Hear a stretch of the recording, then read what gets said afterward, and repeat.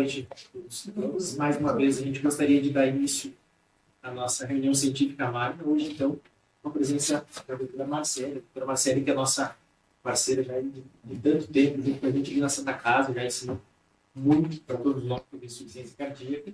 E hoje vai estar falando um pouquinho para a gente de um tema que não é a nossa realidade tão corriqueira, como muitos de nós gostaríamos, mas que a gente tem visto cada vez mais, discutido cada vez mais. E ela vai trazer um monte de histórias bacanas aqui para a gente. São sobre esses dispositivos de assistência ventricular.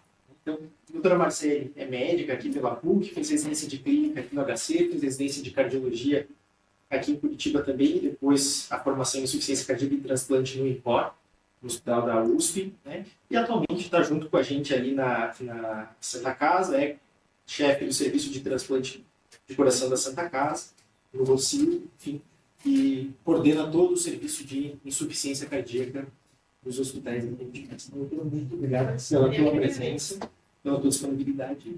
Muito obrigada. Gente, para mim é uma honra estar aqui, eu agradeço muito. Eu fico muito feliz quando vocês me chamam. E esse tema é um tema muito diferente, é um tema de dispositivos, então a gente não vai falar de furosemida, acredito em vocês. É um tema muito diferente, eu espero que vocês gostem, e essa aula está dividida em duas partes. Então, a primeira parte, a gente vai falar sobre os dispositivos de curta permanência, que necessariamente são dispositivos dentro da UTI, no paciente em leito de terapia intensiva, que eles são mais acessíveis e são mais a nossa realidade. E a segunda parte, a gente vai falar de dispositivos de longas permanências, que esse paciente faz um pós-operatório na UTI, ele vai passar com vocês, mas é um paciente que vai para casa com o dispositivo, vive com esse dispositivo normalmente fora do hospital, tá bom? Então, para começar a falar disso, gente, eu não tenho nenhum conflito de interesse com essa aula, tá? A gente precisa entender primeiro quem são os pacientes que vão colocar esses dispositivos e por quê. Então, quando a gente fala de insuficiência cardíaca grave, especialmente os pacientes classe funcional 3 e 4, a gente classifica eles num negócio chamado Intermex. Então, paciente classe funcional 3, até o paciente que está morrendo em choque cardiogênico em horas, ele vai entrar nessa classificação que vai do 1 ao 7. Quando a gente fala do 4 ao 7, a gente está falando em pacientes ambulatoriais. Então, aquele cara mais sintomático até o menos sintomático dentro dessa classe 3 e 4. Agora, quando a gente fala 1, 2, 3, a gente está falando de uso pacientes que estão dentro do hospital. Como assim? O 3 é o que vocês mais conhecem, aquele paciente que fica andando no corredor do hospital segurando uma bomba de dobuta, né? Geralmente são meus que estão segurando no coração. Esse paciente, ele é o quê? Estável e inotrópico. Então, ele assiste o jogo do Brasil, ele assiste o jogo da Copa, ele briga com a enfermeira segurando sua bomba de dobuta. Esse paciente, ele não está piorando hemodinamicamente, ele está estável, mas você não pode tirar a dobuta dele, ele não tolera desmame e ele está ali esperando o coração, tá? O 1 é aquele paciente que está morrendo, ele vai morrer hoje, ele não vai morrer contando seu amigo, a menos que seu amigo vai pegar o ponto agora. Porque ele está em choque cardiogênico grave, entrando em disfunção de múltiplos órgãos, ele está muito, muito, muito mal. E o 2 é o meio do caminho, então ou ele é o 1 que está melhorando, mas não chegou no 3, ou ele é o 3 que está piorando, mas ainda não chegou no 1. Então, necessariamente, esses pacientes estão com droga vasoativa e estão dentro do hospital. E é neles que a gente vai se concentrar. Gente, quanto pior o Intermax, né? Então, quanto mais baixo, maior é a mortalidade desses pacientes. Vejam que no Intermax 1, a gente tem quase 95% de morte ou transplante. Então, salvar um paciente do Intermax 1 é quase uma exceção, né? Conforme a gente vai para o Intermax 2, isso já fica bem possível. O Intermax 3, a maioria tem que sair, né? E aí, 4 a 7, a mortalidade é bem menor. Então, vejam que isso está relacionado de maneira muito intensa ao prognóstico. O Intermax 1 é um negócio muito, muito ruim, tá? E aí, o que acontece? Quando a gente fala, então, do choque cardíaco, houve uma mudança na classificação do choque. Então, antes de chegar no Intermax 1, esse paciente foi piorando. E a gente tem que estar treinado no nosso olho para identificar o choque cardíaco nessas diferentes fases e pegar o paciente nessa piora para que ele não chegue no Intermax 1. E a gente entendeu que se ele chegar lá vai ser muito difícil eu tirar esse cara do ar. Então, o que acontece?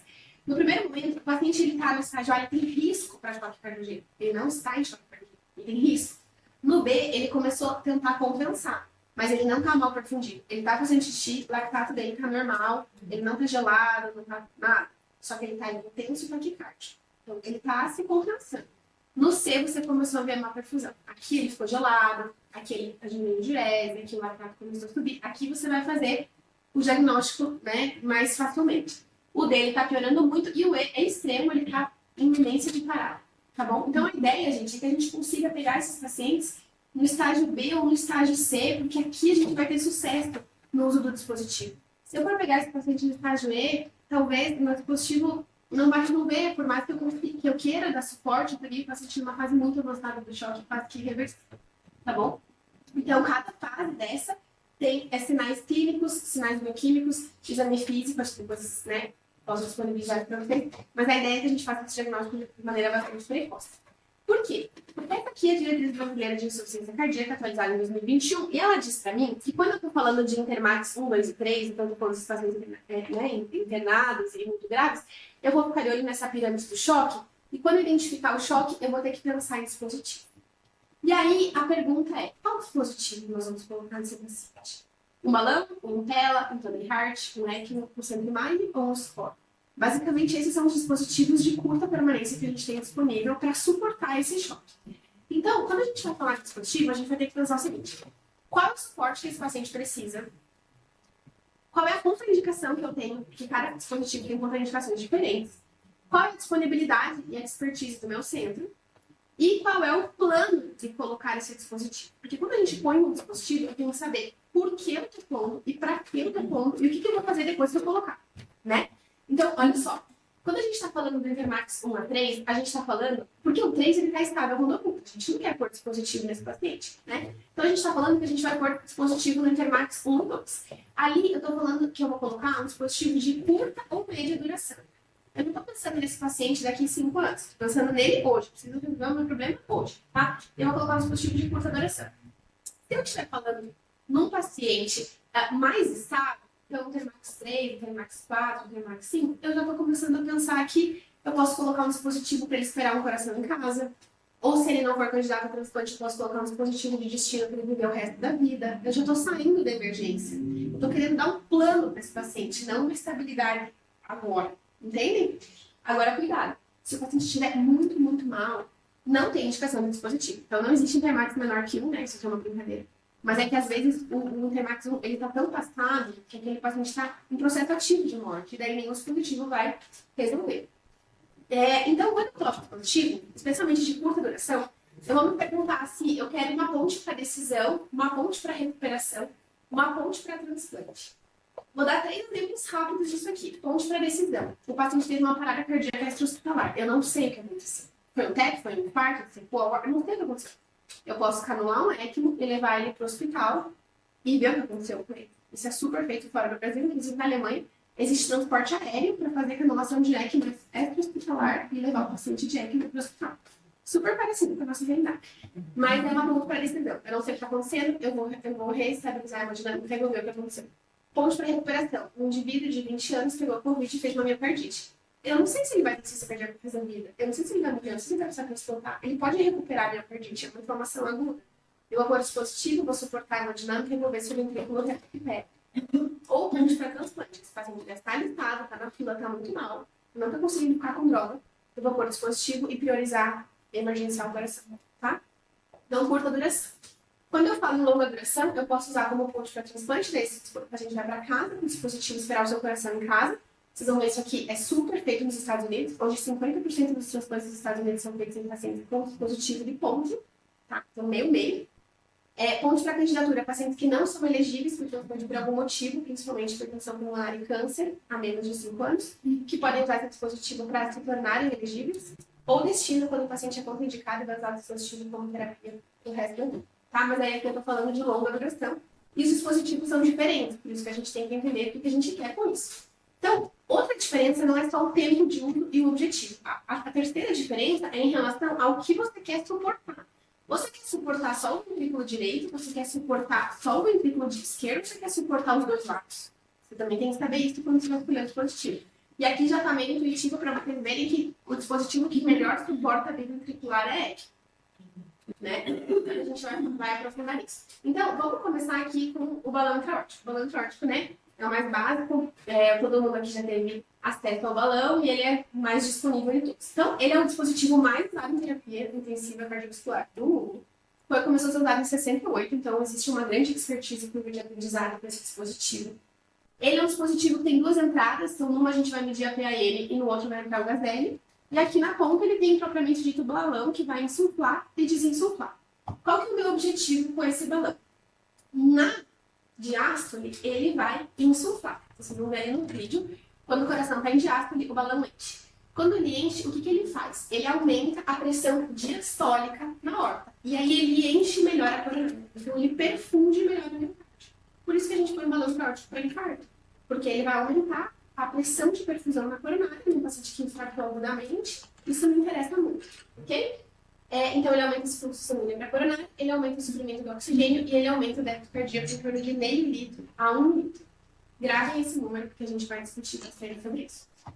E o que ele faz na sístole? Então, aqui no vídeo. Na sístole, ele desinfla, ele murcha. O que ele gera hemodinamicamente quando ele murcha? Ele aspira o ventrículo esquerdo. Então, ele reduz a pós-carga do ventrículo esquerdo e ele ajuda o ventrículo esquerdo a esvaziar. Então, ele aumenta o volume sistólico e diminui o consumo do oxigênio. Tá? Então, ele enche a coronária na diástole e ele aspira o ventrículo na sístole. Então, se a gente olhar aqui o funcionamento, um pouquinho melhor o vídeo, vocês vão ver isso. Ele infla na diástole, desinfla na sístole. E assim, ele reduz a carga, esvazia o ventrículo, melhora a perfusão coronariana. Muito bem. Quando a gente for olhar o balão, vocês precisam saber se o balão está bem acoplado. Porque não adianta pôr o balão, ele está mal acoplado. Vocês viram que ele depende do ciclo cardíaco para fazer o efeito desejado, né? Então, a gente vai ver aqui a curva da PAM, e a gente vai ter aqui a incisura dicrótica, que é a abertura da válvula.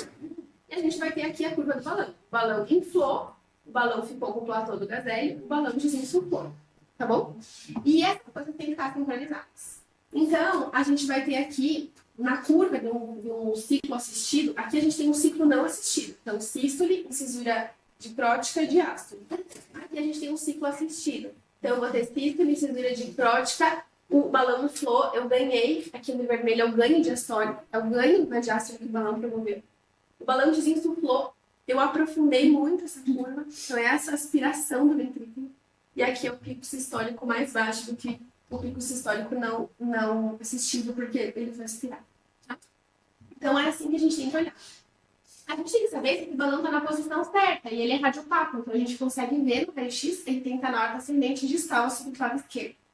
E a gente vai, então, posicionar ele bem, porque se ele não estiver bem posicionado, ele pode causar isquemia dos membros do rim e mesentérico. Daí, então, o paciente a gente piorou. Então, a posição do balão ela é super importante. Existem contraindicações. Vocês viram que ele infla na diástole, né? Ele joga o fluxo para a horta ascendente para a coronária. Então, imagine o paciente com insuficiência aórtica ou com a aorta dessecada. Vai piorar muito. Então, insuficiência aórtica, dissecção de aorta, aneurisma de aorta, são contraindicações absolutas. Da OP relativa, porque você pode passar um balão por axilar. Você pode fazer aspecto alto de balão, não precisa ser femoral. Então, eles fazem muito balão axilar, inclusive o paciente que faz reabilitação e anda na UTI, com o balão axilar. Então, isso aqui é relativo, mas aqui é absoluto, tá? Sepse, coagulopatia e taquiarritmias são contraindicações relativas, porque você vai ter um corpo estranho ali no meio de uma hemocultura positiva que pode ser, né, um foco de detectação da infecção. Coagulopatia também, porque esse balão vai ficar, se o paciente vai ficar descoagulado. E taquiarritmia, porque se ele bater muitas vezes, então tá com uma frequência lá de 160, o balão não consegue ciclar 160 vezes, né? A gente pode programar 2:1 para ele ciclar metade dos batimentos do paciente, mas em geral a taquicardia compromete um pouco a logística ali do balão. E daí quando a gente vai para os estudos, o que acontece? É frustrante, porque a maioria dos estudos com balão, especialmente no contexto de choque cardiogênico pós-infarto, veja que quase todos os estudos se dedicam a isso, o resultado é não significativo, nenhum estudo conseguiu mostrar muito bem redução de mortalidade, o balão caiu em desuso, as pessoas não acreditam muito neles, um pouco, a recomendação na diretriz enfraqueceu e ninguém conseguiu fazer um trabalho extremamente positivo.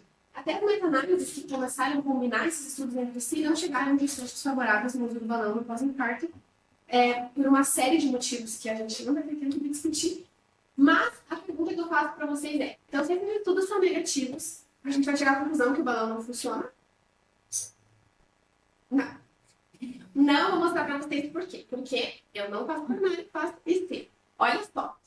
Eu vou mostrar 2 casos diferentes e eu quero que vocês pensem comigo por que o balão não funcionou nesses estudos, mas ainda assim eu vou defender que o balão pode nos ajudar no dia a dia.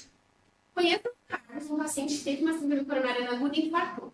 O Carlos tinha um débito cardíaco igual ao meu, igual ao de vocês, 5 a 7 litros. E daí, a descendente anterior dele fechou, o débito foi agudamente reduzido, ele precisa de um super suporte, ele não está acostumado com esse débito baixo, é um choque cardiogênico agudo, e ele está super inflamado, um paciente típico pós-infarto. Agora, conheça Conheço o Heitor. O Heitor é o meu paciente de ciência cardíaca de transplantação de 20, está na fila de transplante, já tem um débito horroroso. Quando eu listei ele, ele já tinha 1 litro de débito, tá? Isso acontece frequentemente. Então, 0,5, meio litro, é muito para ele, vocês entendem? É metade do que o cara tinha antes de descompensar. Meio litro é a vida dele. Meio litro para o Carlos não faz a menor diferença. Então, esse paciente, que é um choque cardiogênico crônico agudizado, que a gente brinca, né?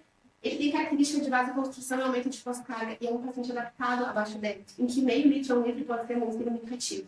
Então, quando a gente pensa nisso, o suporte que eu vou dar, ele realmente é pequeno. Mas, para o paciente com insuficiência cardíaca, esse débito pode ser suficiente, não para tornar ele um paciente com débito normal, mas para voltar ao nível no qual ele consegue se compensar. Tá? E isso foi demonstrado em estudos. Então, vejam que paciente com infarto, agudo de miocárdio, doenças isquêmicas, ele tem um ganho até 1 litro. Poucos pacientes conseguem ganhar 1,5 litro, 2. É uma exceção. Agora, vejam um paciente com disfunção ventricular, tem um paciente que consegue ganhar mais de 3 litros de débito cardíaco. E veja que a resposta deles é muito melhor do que a resposta do paciente isquêmico em relação a isso, porque o choque ele é mais vasoconstrição do que inflamação. Então, o choque também é diferente. E aí, tiveram essa ideia, então vamos estudar ponte com balão. Vamos pegar pacientes com mácula de transplante e vamos usar balão intraórtico para a gente fazer ponte desses pacientes. Fizeram um trial chamado de T-Bright. Esse trial era em core. Só que o que aconteceu? Aqui a gente não quer que o paciente morra menos, vocês entendem? Porque ele tem uma disfunção ventricular grave e a gente determinou tratamento desse só tem diagnóstico. Então eu não espero colocar o balão, daí ele sobrevive muito mais que o outro. Eu espero só que ele fique estável o suficiente para transplantar, porque o que vai salvar a vida desse paciente em longo prazo é o transplante, né? Então, o que eles tinham como objetivo? Que o paciente sobrevivesse na fila, que ele ficasse estável o suficiente para conseguir o coração dele. E eles viram que esses pacientes tiveram um aumento significativo de SpO2, conseguiram usar mais NuPrid e menos NORA, reduziram lactato, reduziram vasopressor, sobreviveram mais de 30 dias e conseguiram chegar no transplante. Então, isso aqui validou muito a estratégia de balão como ponte. Inclusive, não sei se vocês sabem, mas passar balão intraórtico no paciente prioriza ele em nível 1. Acima de tudo, ele vira prioridade nacional e recebe o coração antes do que os pacientes que estão internados só por neutral. Tá? Então, essa aqui, gente, é um uso muito diferente daquele uso da hemodinâmica que a gente está acostumado a ver no cara normal. Tinha 7 litros de débito, agora chegou aqui com o coração que nem mexe e eu acho que o balão vai salvar a vida dele, né? Aí, a gente começa a olhar para os estudos, a gente começa a ver que estudos que tinham desfechos mais relacionados à estabilidade hemodinâmica e melhora de hipoperfusão, especialmente nesse contexto de insuficiência cardíaca, deram positivo. Então, a ideia é que o balão não é uma terapia que vai salvar a vida. Por isso, estudos que focam em mortalidade nunca vão dar positivo no balão. A ideia do balão é que eu vou ter uma terapia de estabilização como ponte para algo que vai reduzir a mortalidade. Então, talvez a gente tenha um viés de objetivo do estudo com que o dispositivo pode oferecer, tá bom? Então, por isso que a gente ainda assim acredita no balão. Aqui tem uma coisa muito interessante que é o seguinte, a precocidade do implante. Também não adianta passar o balão naquele cara que tá super chocado e já tá no intermax perto de 1. Então, os pacientes que tiveram choque cardiogênico, passaram o balão em menos de 1 hora, tiveram muito mais chance de sair do choque, estabilizaram os pacientes que retardaram o implante para depois de 1 hora em relação à mortalidade intrahospitalar. Então, passar o balão precoce é importante, por isso que a gente tem que estar atento ao choque. Idealmente, eu preciso passar o balão no estágio C, tá? E veja que, conforme aumenta a mortalidade aumenta em cada estágio do choque, né? Então, aqui a gente tem choque estágio B, C, D, E, a mortalidade aumenta conforme o estágio piora, mas o balão, né, tende a estabilizar mais esses pacientes com disfunção ventricular crônica em todos os estágios, exceto no E. No E, o P é não significativo. Por quê? Porque o E passou do ponto. A gente perdeu o time. O problema não é o balão. O problema é o momento do paciente. Bom, por isso que fiquem muito atentos ao tempo. Porém, também não coloquem cedo demais. Esse aqui é um dos únicos trabalhos randomizados da literatura que vocês vão encontrar com balão intraórtico. Ele foi publicado em 2025, é um trabalho super novo, chama ATShock 2. E esse objetivo randomizou o paciente para tratamento padrão versus balão. E ele não encontrou diferença entre os grupos. E eram pacientes com insuficiência cardíaca, com injeção média de 20, tá? Então, puxa, ele está contradizendo tudo que a gente falou até agora. Sim, mas olhem essa análise. 28% dos pacientes estavam em estágio B. Você passaria o balão de uma pessoa com lactato normal, urinando sem sinal de malperfusão, só porque ela tem hipertensão ou taquicardia? vocês não passariam, porque vocês entenderiam que é cedo demais. 30% quase dos pacientes estavam nessa fase, então, assim, não vou mostrar nada desses pacientes. O máximo de score inotrópico era 5, então não era pacientes com muito baixo débito, muito utilizado do ponto de vista de inotrópico. 90% dos pacientes do screening foram excluídos porque estavam considerados doentes demais. Alta taxa de sobrevida. Não é isso que a gente espera num choque cardiogênico de pacientes com fração de 120. A sobrevida deles foi quase perto de 80%. Então, esses pacientes foram ultra selecionados. E um crossover de 13%. Só 20% dos pacientes estavam oligúmicos e só 40% dos pacientes tinham algum aumento de lactato. Então, isso aqui é cedo demais. Então, a gente entendeu que cedo demais o paciente não precisa. Tarde demais o paciente não responde. Por isso, o timing da indicação é fundamental para a resposta. Tá? E aí, existem aqueles pacientes que são super respondedores, que é o que a gente chama de super responders, aqueles pacientes que o débito aumenta mais do que a média. Quem são esses pacientes? Porque se a gente pudesse escolher para quem indicar o balão, eu escolheria para eles, né? Que é o paciente que vai conseguir promover mais benefício hemodinâmico. Então, eu vou começar ao contrário. Quem são os pacientes que respondem menos ao balão? São os pacientes isquêmicos, com PVC alta, índice de pulsatilidade da artéria pulmonar menor que 2, ou seja, no direito muito doente já, e com muito vasopressor. Então, o paciente que está muito chocado, isquêmico, PVC alto, VD muito falido, vai responder menos. Quem é o paciente que vai responder melhor? O paciente que tem um baixo débito cardíaco, que é uma IC, então não estou falando de síndrome coronariana aguda, estou falando de IC FER descompensada. O ventrículo direito relativamente bom, uma expansão ventricular esquerda mais pura, uma resistência sistêmica alta, porque ele vai aspirar ele vai diminuir a pós-carga, uma congestão pulmonar ou hipertensão pulmonar e um ritmo cardíaco numa frequência controlada, idealmente menor que 92, tá? Eu não quero dizer que se o paciente estiver com 100 de frequência não vai passar não. Estou dizendo que o super respondedor, né, a cereja do bolo, é esse paciente aqui. E aí tem uma outra utilidade, porque até quando o balão ele não é mais o suporte suficiente, você, por exemplo, coloca um ECMO no paciente, ainda assim o balão tem uma utilidade para nós. Os estudos que associam balão com ECMO têm crescido muito e têm mostrado desfechos altamente favoráveis. Vejam que quando você combina ECMO com balão, a mortalidade diminui muito. Dentro do hospital, a chance de você desmamar o ECMO e a sobrevida depois da aula, em relação a usar o ECMO sozinho. Você vai falar para mim, pô, mas sério, o ECMO dá um débito de 5 litros. Você está me dizendo que o meio litro que o balão dá vai fazer a diferença? Não, porque aqui não é o meio litro que o balão dá a mais. O débito tem capacidade de dar débito suficiente sem precisar de ajuda. Aqui é o que o balão descomprime após carga do ECMO. Então, o que a gente vê é que quando a gente está no ECMO, especialmente ECMO periférico, existe um contrafluxo do sangue que sobe da aorta ascendente. E isso distende o vé e congesta o pulmão e os pacientes complicam muito. Quando você coloca um balão intraórtico em associação com ECMO, é uma estratégia de vente. Vente são estratégias de descompressão do ventrículo durante o uso do ECMO. Você esvazia mais o ventrículo, você congesta menos o pulmão e isso faz a diferença. Então, aqui não é o meio litro do balão, é a descompressão do ventrículo e a menor congestão pulmonar que o balão oferece em adição ao ECMO periférico. Bom, então, ele também pode ser usado para também. Agora, mudando um pouco, saindo do balão, vamos para outros dispositivos. A gente vai falar um pouco agora de Impella e Tandem-Heart. Não sei se vocês já viram esses dispositivos, mas são também dispositivos paracorpóreos de uso dentro da terapia intensiva. E a diferença principal em relação ao balão, que aqui dar o débito cardíaco do paciente não depende do ciclo cardíaco. Eu não quero saber se isso é diástole. O balão vai dar o dispositivo vai dar o débito independente do ciclo, tá? Então é de forma não sincronizada. Então aqui a gente tem o Impella. O Impella é um dispositivo que fica colocado por hemodinâmica. Ele fica geralmente na femoral. Ele aspira o sangue do ventrículo esquerdo, passa por uma bomba de rotação e joga o sangue na aorta ascendente. Então ele é super fisiológico, porque o sangue vai da aorta ascendente para frente, não tem contrafluxo, não tem aumento de descarga. E ele só suporta o lado esquerdo, né? Fora do Brasil existe um Impella, que é um Impella do lado direito. Mas no Brasil não tem, tá? No Brasil só esquerdo. E aí ele fica ali rodando essa bombinha, um fluxo axial contínuo e fica jogando sangue na aorta. Qual que é a vantagem do Impella? Então, o Impella dá um débito muito maior que o balão. Existe Impella 2.5, 4.0 e 5.0. Então eu posso calibrar o fluxo de débito que eu quero de acordo com a potência do Impella. E ele pode ser usado no estágio de choque, no momento de disfunção? Pode. Mas um dos usos mais famosos, mais comuns, mais habituais do Impella é a angioplastia protegida. Então, eu vou fazer um dispositivo de alto risco, eu acho que esse paciente pode estabilizar, uma coronária derradeira, é um trombo, é uma coisa grave.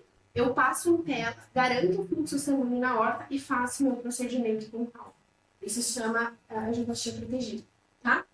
Então, ele é fácil de colocar, percutâneo, obviamente, é mais caro que o do torno de 7 dias, também precisa anticoagular, e eu não posso ter complicações, como, por exemplo, o trombo no PF, não vou aspirar o trombo, insuficiência aórtica, senão o sangue que eu injetei vai voltar para o ventrículo, né? Secção de aorta e tudo isso.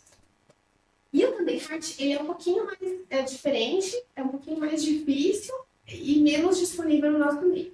Então, o Tandem, ele é canulado pela femoral e vai ter uma via venosa e uma via arterial. E o que acontece aqui?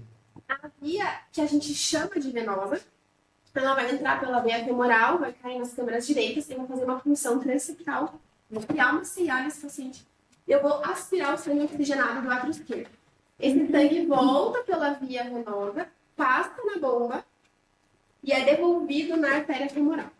Então, ele substitui o ventrículo esquerdo, vocês entendem? Porque ele está aspirando o sangue do átrio esquerdo e está devolvendo o sangue na artéria femoral. Então, é isso que ele faz, ele fica acoplado na perna. Ele também tem uma potência grande de débito. A principal uso é Intermax 2, mais débito que o balão, obviamente, mas ele aumenta a pós-carga. Por quê? Porque eu estou injetando sangue na artéria, fazendo contrafluxo para a horta, diferente do Impella, que eu estou injetando sangue lá na raiz da horta, né?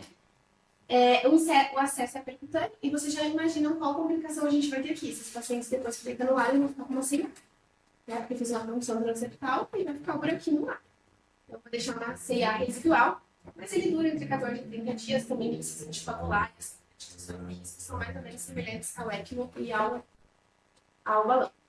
Então, esses dispositivos Impella e Tandem, choque cardíaco pós-infarto pela diretriz da indicação 2A, suporte para intervenção protegida 2B.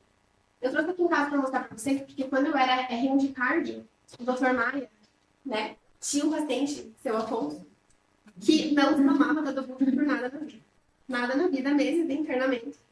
E aí eu tive uma aula de dispositivo, como essa que eu tô dando para vocês, com um cardiologista que não trabalha mais aqui, agora ele mora no Mato Grosso, Mauro Vanderlei. E o Mauro falou do Impella, falou do ECMO, falou do balão, não sei o que, e eu ouvi, achei muito interessante. E daí um dia na visita eu falei, gente, mas se a gente fizesse, porque esse paciente tinha uma lesão numa coronária, só que estava tudo fechado, tinha uma coronária que funcionava, era uma coronária derradeira. E o Dr. Maia queria fazer a angioplastia ali, para ver se o ventrículo melhorava e ele saía do útero. Só que como que a gente ia fazer isso? Porque era uma coronária derradeira. Se ele secasse, se fosse qualquer complicação, ele ia morrer. Então ninguém tinha coragem de fazer isso, mas também ele não saía do útero, quando que é. Daí eu lembrei dessa aula e falei, demais, se a gente pedir um Impella e fizer uma angioplastia protegida. E daí ele falou, eu era meio maluca, ele concordou comigo, falou, como assim, era Unimed, pediu para a Unimed. A Unimed negou, daí faz lá, controlar, não sei o quê. Um determinado momento a Unimed liberou. Esse paciente fez um Impella, na angioplastia dissecou o único vaso que ele tinha, o vaso inteiro. O paciente fibrilou, conversando com o Paulo Góes. Vocês podem perguntar isso pra ele, tá? Então, assim, ele fibrilava, o coração, tipo, parado, e ele conversando com o Paulo Góes passando mais mal do que quer. Porque, né, era porque assim, o débito dele tava mantido, você entende? O sangue tava sendo aspirado, o ventrículo jogado no mar, então ele tava ali tranquilíssimo, né, imaginando. E a gente olhava o coração dele em FV, parado. Enfim, o Paulo metalizou toda a artéria, o paciente saiu, ficou super bem, desmamou do Impella, desmamou da Dadobuta, foi pra casa, morreu 1 ano depois, numa sessão de diálise, tá? Então, esse foi a primeira vez que usaram o Impella no Paraná, 2014. E daí agora a gente vai passar pro ECMO. Gente, o ECMO já é um nível mais elaborado. Então aqui a gente está subindo no suporte. A gente começou lá no meio litro de balão e a gente está escalonando. Então, quando a gente fala de ECMO, a gente vai ter 2 possibilidades de canulação. A primeira canulação é uma canulação central. Então, eu não vou levar um paciente para o centro cirúrgico para fazer uma canulação central imediatamente. Mas imagine vocês que eu estou lá no transplante e o paciente não sai de 7 e está com o peito aberto. Obviamente, eu vou canular central e não periférico. Por que eu digo obviamente? Porque o peito já está aberto e a canulação central é mais fisiológica. Eu vou aspirar o sangue do átrio e vou jogar na raiz da horta. É fisiológico. Se eu não tenho o peito aberto, tenho uma emergência na UTI, eu vou ter que canular periférica, eu vou ter que aspirar na veia femoral e jogar na artéria femoral, e daí vai ter que ter contrafluxo pela horta. Isso é menos fisiológico, tá? Mas a beira-leito é muito mais fácil do que uma esternotomia. Então, a gente tem essa diferença, que é a diferença de, principalmente, de onde vai injetar esse sangue em relação à pós-carga. E aí o ECMO ele vai ter basicamente duas partes. A primeira parte, que é a membrana, então a membrana substitui o pulmão, e a segunda parte, que é a bomba substitui o coração. Então isso aqui é um suporte biventricular coração-pulmão. Tá? Eu vi no INCOR pacientes esperando transplante de pulmão sem pulmão. Tiraram os pulmões, não tinha nada dentro do tórax, no paciente negro, né? Então, assim, é muito, muito maluco você imaginar, né, que um dispositivo possa substituir 2 pulmões e um coração de uma vez só. Mas sim, o ECMO pode fazer isso. Ele vai ter um console, que a gente vai fazer ajuste dos parâmetros. Nesse console eu vou programar o quanto de oxigênio eu quero dar e o quanto de gás carbônico eu quero lavar. Então aqui eu vou ajustar pulmão, troca gasosa. E aqui eu vou ajustar rotação, que vai se refletir no débito cardíaco, né? Quanto mais rotação, mais débito em geral. O ECMO, gente, é o único dispositivo possível no intermaxo. Então, se o paciente está em intermaxo, não tem nada que você possa fazer com balão, o dispositivo certo é ECMO. Mas cuidado para não passar ECMO num paciente com disfunção de múltiplos órgãos, né? Então, ele pode ter ponte para decisão, recuperação ou transplante. Existe um grande problema em relação a ECMO com ponte para transplante, o resultado é bem ruim. Isso porque o paciente vai para transplante muito inflamado, né? O ECMO faz hemólise, ele faz plaquetopenia, então existe uma série de inflamações da membrana. Mas mais do que isso, o ECMO não dura para sempre, né? Não dura muitos dias, o ECMO dura 7, 10, 14, só que o seu coração chega em 7 dias, chega em 10 dias, chega em 14 dias. Então, quando a gente põe ECMO como ponto para transplante, a gente tem que pensar também que eu tenho um tempo de suporte e um tempo para chegar ao coração, e nem sempre esses tempos combinam, né? Mas a vantagem é que ele é biventricular e ele dá um alto débito cardíaco. O que limita a duração não é a bomba, é a membrana. É a membrana que inflama, é a membrana que falha, é a membrana que faz a gente ter que decanular. Então, ele tem indicações. A gente pode ver desde choque cardiogênico pós-TEC, disfunção do enxerto que não vai para bem pelo transplante. Paciente que está rejeitando, mas que eu vou buscar e eu acho que vai recuperar esse coração. Paciente com arritmia refratária que entrou em tempestade elétrica e fez uma super disfunção. Takotsubo, miocardite fulminante. Então, existe uma série de indicações, mas a gente precisa saber as contraindicações. Então, não passem ECMO se o dano do coração for irrecuperável e esse paciente não for candidato ao transplante, porque o ECMO é uma ponte para quem? Né? Então, um paciente de 90 anos, com um coração muito doente, que você não vai transplantar, qual o seu motivo de passar um ECMO nele? Né? Então, tem que cuidar assim, né, com o prognóstico do paciente. Disfunções muito graves de rim, fígado, neurológica, paciente com AVC, paciente com parada prolongada, que pode não recuperar, também são contraindicados para ECMO, assim como pacientes muito graves de disfunção arterial, secção de aorta e gravidez é relativa. Então aqui a gente já falou sobre a diferença das canulações e como a periférica piora o ventrículo, porque esse contrafluxo aumenta a força carga no mês que ele esvaziar. E as complicações mais comuns, então, é esse ventrículo distendido, que congesta muito o pulmão, faz esse pulmão sangrar. E quanto mais pós-carga, mais tempo a válvula aórtica fica fechada. Quanto mais tempo de válvula aórtica fechada, mais trombo intracavitário. Então, essas são as principais complicações. E é nesse cenário aqui que o balão aórtico tem essa questão me ajuda. Na diretriz está indicado como 2A, né? O ECMO arterial para essa distância ventricular e associado a balão para manejo de congestão. Então, isso já está até em diretriz. E as principais complicações que são o tamponamento, as hemorragias, a injúria vascular de punção, né? Esse paciente é bastante coagulado, então sangramento em diversos sítios diferentes, infecção, isquemia do membro. A isquemia do membro a gente até consegue contornar, porque o ECMO tem uma cânula que você pode fazer um contrafluxo e mandar o sangue para o membro. Então, a isquemia do membro hoje é menor que esse contrafluxo que dá para instalar. Quando a gente está em ECMO, a gente tem que se preocupar com várias coisas, né? Então, numa outra oportunidade, a gente pode entrar mais nessa aprofundar no manejo do ECMO. Mas a ideia, sim, principal é que a gente vai coletar basicamente 3 gasometrias desses pacientes de maneira recorrente. Na gasometria arterial, eu estou avaliando a membrana. Então, eu estou avaliando se esse paciente está com o FiO2 adequada e está lavando o CO2 de maneira adequada.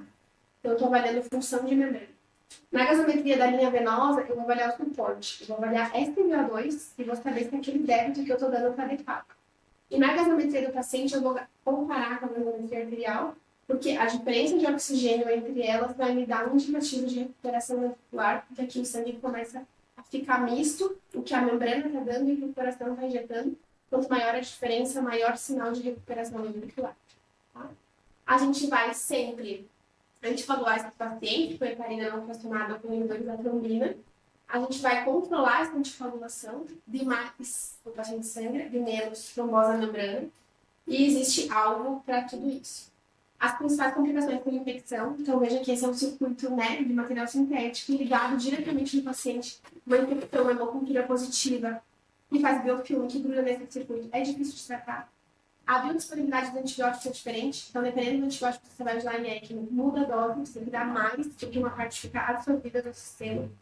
Diálise é uma complicação, porque imaginem vocês o ECMO puxando um fluxo e a máquina de diálise puxando o outro. Hemodinamicamente isso é difícil. Parada em ECMO é super difícil. E o desmame tem que ser bem cauteloso, você tem que ter certeza que o paciente recuperou a função ventricular para você ir baixando o suporte e tirar o ECMO. E existe uma série de parâmetros que a gente vai avaliar quando a gente pensa em mecanulação. Tá? Os trabalhos de ECMO são muito divergentes na literatura, com trabalhos mostrando bons resultados, trabalhos mostrando altas mortalidades apesar do ECMO, e aqui varia muito o momento em que o paciente colocou o ECMO. Qualquer trabalho feito em estágio E, intermáximo, vai ser difícil de você mostrar resultado, né? Depende muito do tempo de suporte, a estabilidade do doente, se era um paciente que ia recuperar, se era um paciente que não tinha chance de recuperar. Então, os resultados eles são super heterogêneos, mas o que eu posso dizer para vocês é que existem 2 cenários em que o uso do ECMO tem os melhores resultados. Quais são eles? Pós-transplante e miocardite. Por que são os pacientes que recuperam? Porque o paciente de miocardite, ele com frequência sai da disfunção ventricular e você decamina o ECMO. E o paciente pós-transplante, que faz uma disfunção primária do esquerdo, geralmente em 7 dias se recupera. Então, esses pacientes têm alta probabilidade de recuperação da função ventricular e decamulação, por isso que os melhores resultados de ECMO estão nesse subgrupo de pacientes, tá? Gente, o centro primário é um dispositivo que vai suportar ou o lado direito do coração ou o lado esquerdo do coração. Que a gente vai ter que escolher qual ventrículo a gente quer suportar. Então, ou ele vai ligar o ventrículo, né, substituir a função do esquerdo ou a função do direito. Ah, Marcelo, mas eu quero substituir os dois. Eu posso usar 2 centros primários? Pode, só que você vai pagar 2 bombas. Daí você vai pagar uma bomba que sai do átrio esquerdo para a aorta e você vai pagar outra bomba que sai do átrio direito para a artéria pulmonar. O paciente vai ficar com 2 dispositivos simultâneos. É possível, só que o custo dobra, tá? Então, aqui é uma bomba, um motor e um console, é muito parecido com o ECMO, mas não tem membrana, aqui não tem suporte pulmonar, é só ventrículo. Aqui, por exemplo, é um score. O score é muito parecido com o Centrimag, mas a diferença é que o Centrimag aqui é uma bomba. O Centrimag é uma bomba de fluxo contínuo e o score é uma bomba de fluxo pulsátil. Mas também eu posso suportar um ventrículo ou colocar 2 bombas e suportar os 2 ventrículos. Esses dispositivos são colocados todos por esternotomia, por via de peito aberto. O fluxo é super alto e eles duram meses. Então, aqui já fica muito mais interessante quando eu estou fazendo transplante. Se eu tiver, por exemplo, um paciente com disfunção ventricular esquerda pura, que não está bem com droga, e eu quero transplantar, é mais inteligente eu colocar um Centrimag e deixar esse paciente meio esperando o coração, sem a membrana e sem inflamar o paciente, do que por um ECMO, que vai durar 10 dias e ainda vai deixar o ventilador com. Mas isso aqui vai ter um custo, que é uma incisão, né, cirúrgica da esterotomia. Tem basicamente as mesmas complicações do ECMO e está indicado como 2A, ponte para transplante ou ponte para recuperação. Então, gente, assim, o resumo dessa parte de dispositivo de curta duração é que o suporte é muito diferente. Dependendo do dispositivo, é univentricular, é biventricular, quais são as contraindicações, aumenta a pós-carga, não aumenta a pós-carga, tem membrana, não tem membrana, dura uma semana, dura 3 meses. É muito diferente, então a gente tem que saber para quem a gente atua. Existem vários fluxogramas que vocês vão encontrar na literatura sobre isso, mas basicamente, se você está falando de falência biventricular, é ECMO, a menos que você queira colocar 2 sempre mais. E se você está falando que você precisa de membrana, de oxigenar, de pulmão, é ECMO. Se você está falando de pré-choque, uma fase inicial do choque, comece com balão. E se você está falando de dispositivo que precisa suportar o ventrículo esquerdo de maneira isolada, uma fase mais aguda do choque, né, aí você vai entrar em Impella, também, Score, sempre mais. Tá bom? Então, muitos estudos estão na literatura sendo publicados sobre isso, inclusive de associação de dispositivos. E esse é um conhecimento crescente, assim, faz pouco tempo que a gente trabalha com isso, então nos próximos anos vocês, né, na vida de tempo, eu preciso desenvolver muito dispositivo de E daí agora, para não me alongar demais no matário, a gente vai rapidamente passar para os dispositivos de longa. Então, quando eu falo longa, gente, agora é outro cenário clínico, tá? Então, agora eu saí do paciente chocado e eu tô lá no paciente com insuficiência cardíaca grave e eu vou pensar se esse paciente é um candidato a transplante. Se ele for, eu vou para o transplante. Por uma série de motivos, eu vou para o transplante. Se ele não for, aí eu posso pensar no dispositivo de longa permanência como uma alternativa de destino para ele viver com esse dispositivo. Ou se o transplante for demorar muito, eu posso pensar no dispositivo como uma ponte para ele ir para casa, descolonizar, ficar nutrido, reabilitar, chegar no transplante numa condição melhor do que 6 meses no leito da UTI com balão intraórtico definhando, né? Ficando caquético, se nutrindo, ficando colonizado, então aqui a gente está falando de um outro cenário. Vejam que alarmante esse dado. Isso aqui é super novo, eu peguei ontem da BTO, esse dado foi publicado super recente, mês passado, são os dados do transplante no Brasil em 2025. A gente fez 427 corações no país. E a necessidade estimada de transplante cardíaco no Brasil, o ano passado, foi 1.807. Então, a gente transplantou 25% do necessário. Isso quer dizer que 75% das pessoas que precisam de um coração no Brasil hoje não vão transplantar. Ou porque não vão chegar no centro transplantador, ou porque vão morrer no fio. Então, a mensagem é, não tem coração para todo mundo.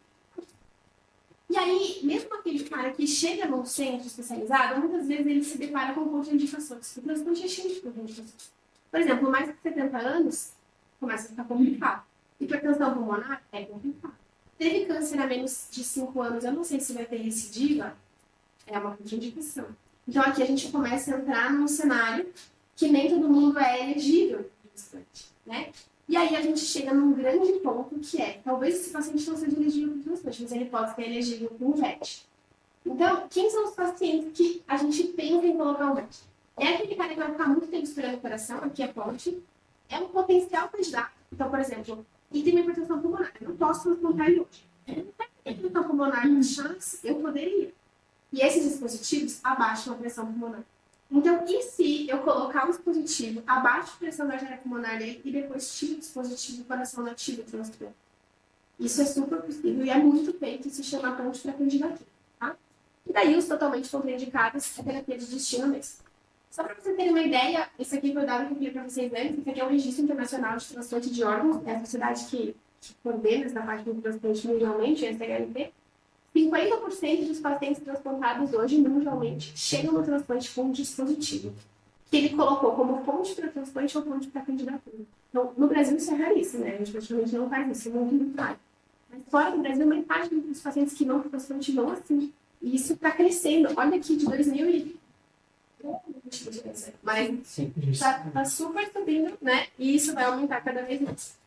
E aqui, como terapia de destino, também está aumentando muito e está mudando o dispositivo que a gente usa para terapia de destino.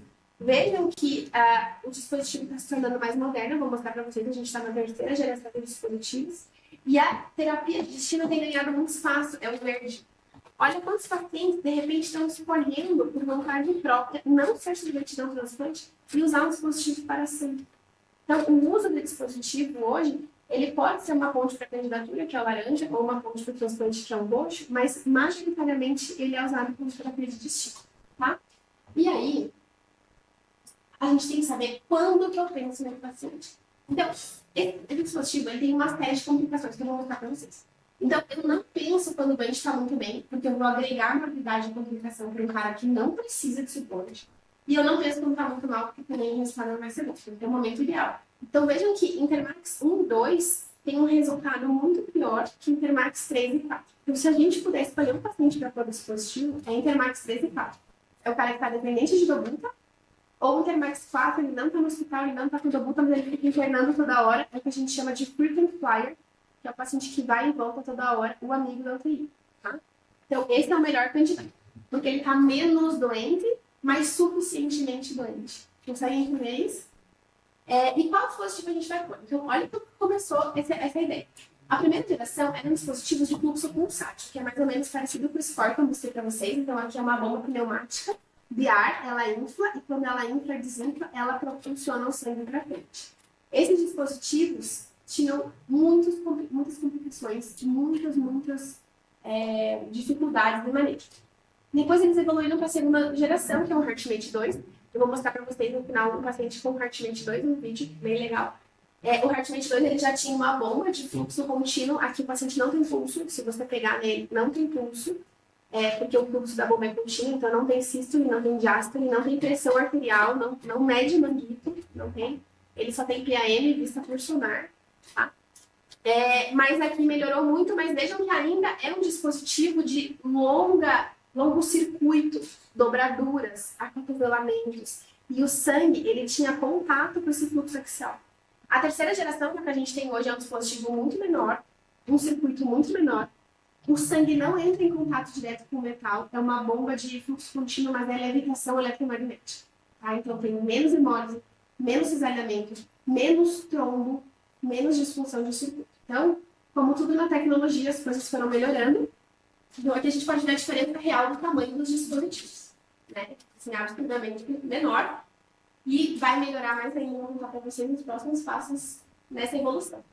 Então aqui é o 2, e eu vou mostrar para vocês o 2 e o 3, porque eu vou mostrar um trabalho super importante, que é a comparação do 2 e do 3, e como isso mudou o resultado de diversos no mundo. Então o 2, o que aconteceu? O paciente tinha aqui uma cânula que aspirava o ventrículo esquerdo, passava por essa bomba de fluxo contínuo, que girava, isso aqui era o motor, dava o débito, substituía o ventrículo, e jogava o sangue na horta ascendente.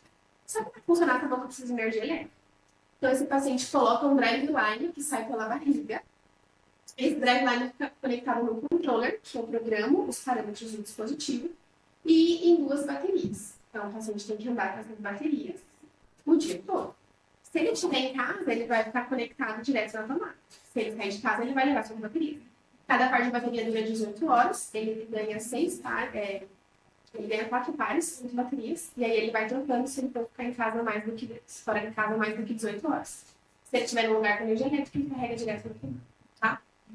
E ali é um dispositivo real, a imagem no raio-x, e aqui a bomba de rolamento axial, para que o sangue ele passa, ele tem contato com isso aqui. Então existe um cisalhamento, existe memória nesses pacientes.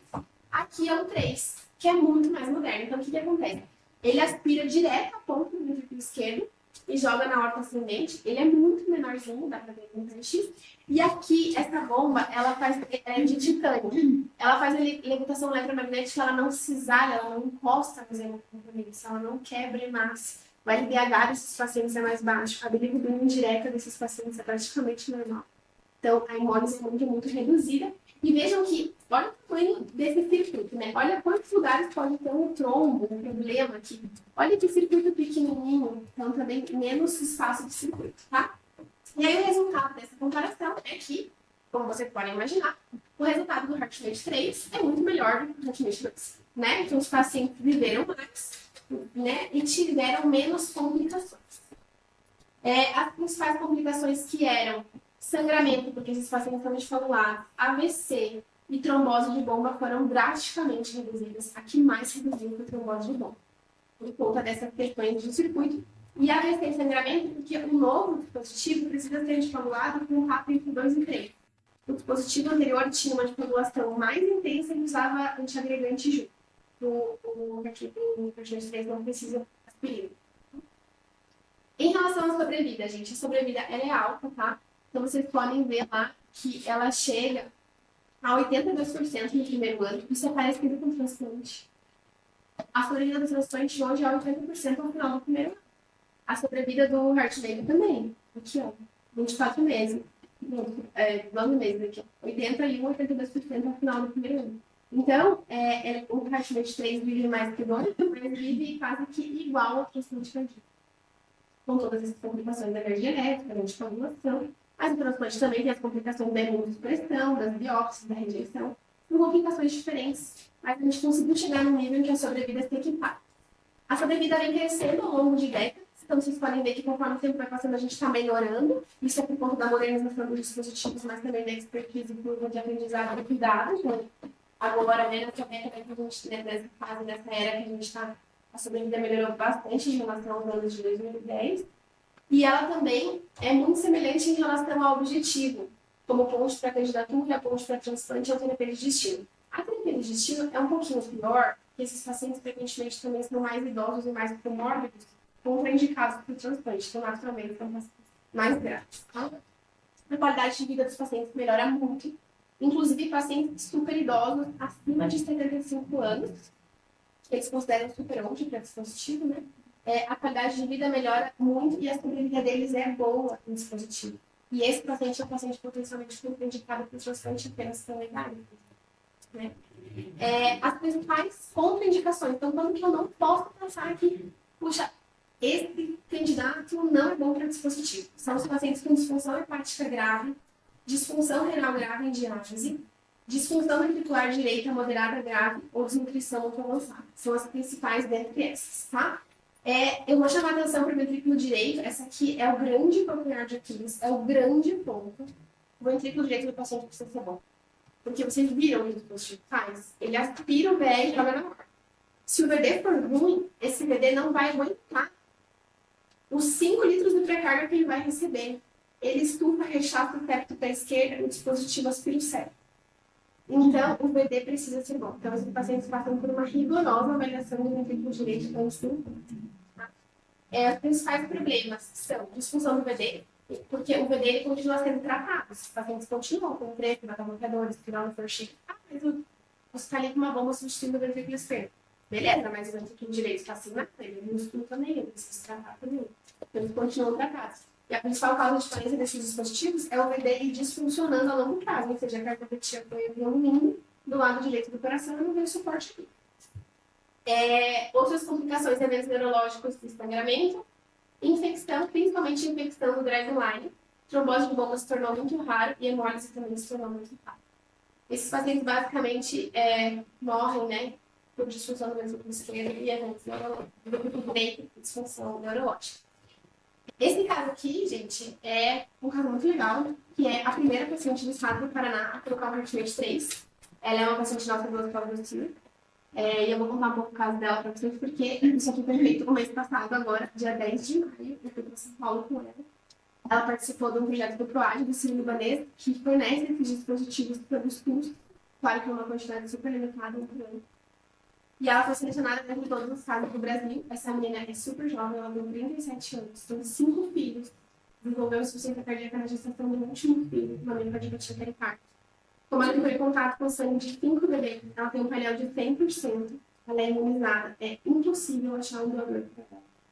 E o ventrículo direito dela era muito bom, e o ventrículo esquerdo dela era muito ruim. Essa é uma gestão de 20, um diâmetro de 80, piorando a cada época, apesar de todo o tratamento que a gente deu para ela. A gente mandou o caso dela para o Sírio, ela foi selecionada como o caso do ano.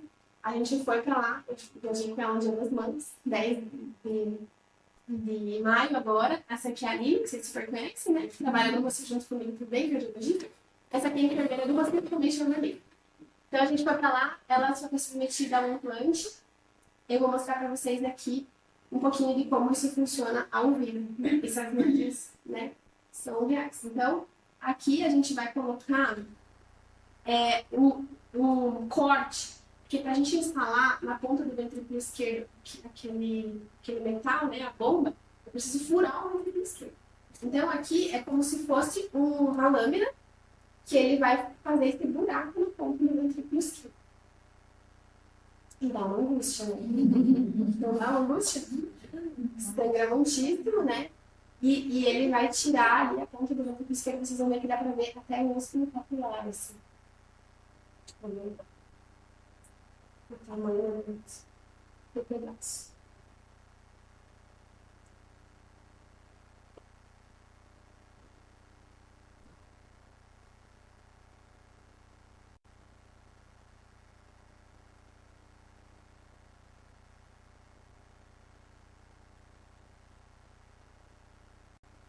Não vou monitorar. Olha um pedacinho. O dispositivo parece que é uma modificação.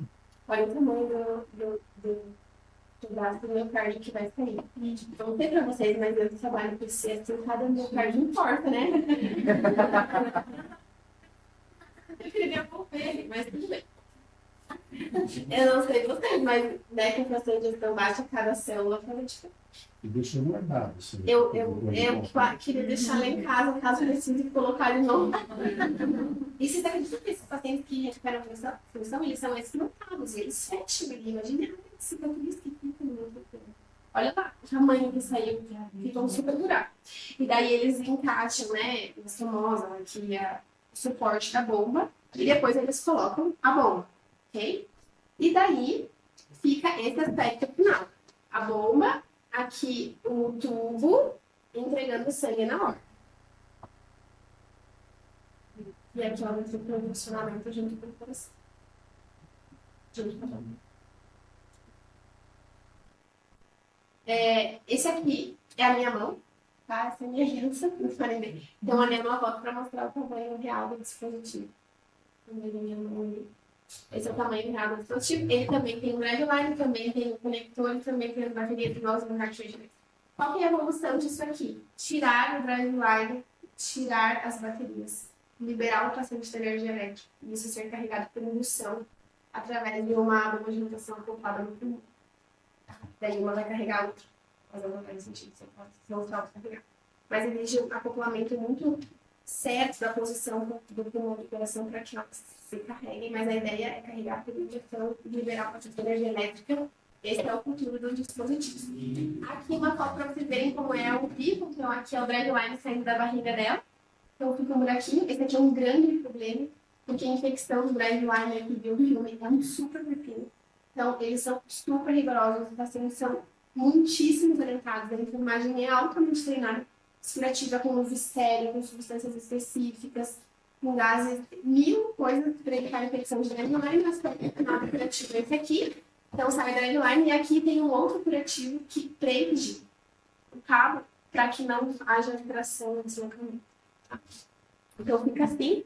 Aqui é o console, a gente ajusta a velocidade de rotação da bomba, do paciente, a potência que também vai, que é a bomba, é o power pump que ele usa para fazer aquela rotação daquele fluxo e o índice de contratividade está relacionado às funções de estímulo do ventrículo esquerdo e dá uma ideia para a mente breca. Tá? E ali o aspecto final do raio. Agora eu vou fazer uma. Eu juro, gente, faltam pouquíssimos slides, tá? Faltam 5 slides. Mas eu vou fazer uma pausa para mostrar para vocês um vídeo de como esses dispositivos podem trazer qualidade de vida. Esse aqui é um HeartMate 2, não é o 3, é o da minha paciente é o 3, esse aqui é... Mas ele carrega um personal, ele vai contar a história dele para vocês e vocês vão ver o que ele faz com o HeartMate 2. I essentially don't have a pulse. You can check everywhere you want and you won't feel a pulse. So I'm pretty much the best looking zombie you'll ever see.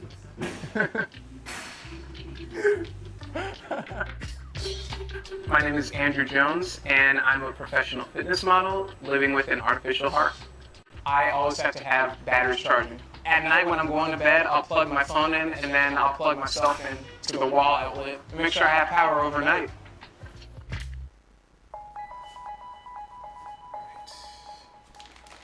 In 2012, I was diagnosed with a cardiomyopathy, which affects the heart's efficiency to pump blood. I was incredibly ill at the time, and I was admitted to the ICU for 4 months, where they had to implant what's called an LVAD, which stands for left ventricular assist device. And it's considered an artificial heart. It's taking over the work of my heart for me. These devices, the 2 batteries and the computer, these are what are powering and controlling the artificial heart to make sure that it's working efficiently and working properly. I started feeling strong again when I was recovering after having the artificial heart implanted. And of course it didn't all come at once. I took baby steps and I found myself back in the gym sooner than later, and I got my strength back, and once I'm able to find the right match for a heart transplant, I will no longer need my artificial heart. At first I was upset about having an artificial heart, and then there was the moment where I realized that this is my life for now, and either I can dwell and feel sorry for myself, or I can continue doing the things that I love to do the best way I can, and I haven't stopped. I'm proud of the scars that I have from my surgeries because scars are beautiful. They're a part of you. They tell your story. And no one can take that away from you. Muito legal, né? Então, e aí para finalizar, tem uma última coisa que eu me pedi para falar para vocês, que é uma coisa também bem diferente, essa aula é um pouco diferente, né? Que é sobre BioVet, que é assistência ventricular mecânica. E aí eu vou falar para vocês o seguinte, gente, a pessoa que teve essa ideia foi o Bernard em 1974. Ele falou assim, e se a gente colocasse um outro coração junto com o coração que a pessoa já tem, e a gente fizesse tipo, um ajudar o outro, e vamos colocar dois? E aí ele fez isso, só que ele anastomosou o coração, eu vou pra frente aqui para explicar para vocês, de uma maneira que ele fez uma circulação em paralelo, tá? Então, ele anastomosou artéria pulmonar com artéria pulmonar, aorta com aorta, átrio esquerdo com átrio esquerdo, átrio direito com átrio direito. Então, esses corações, eles funcionavam, tipo, em paralelo. E aí, acabou que, com o tempo, o coração do doador funcionava muito, muito bem. E o coração do receptor, ele ia perdendo função. Ele começou a virar um lugar de formação de trombos, AVCs e complicações. Isso aqui não deu certo, tá? Daí, eu vou voltar lá. Em 2011, então, Copernic, ele mudou essa técnica. Ele falou, não, eu vou manter o ventrículo esquerdo em paralelo, mas eu vou colocar o ventrículo direito com descompressão. Não chega a ser um ventrículo direito em série, uma descompressão à direita com o ventrículo em paralelo à esquerda. E isso foi chamado de BioVet, tá? Então, aqui, o que ele fez de diferente? Ele conectou a artéria pulmonar do doador, em vez de conectar a artéria pulmonar no receptor, ele conectou no átrio direito.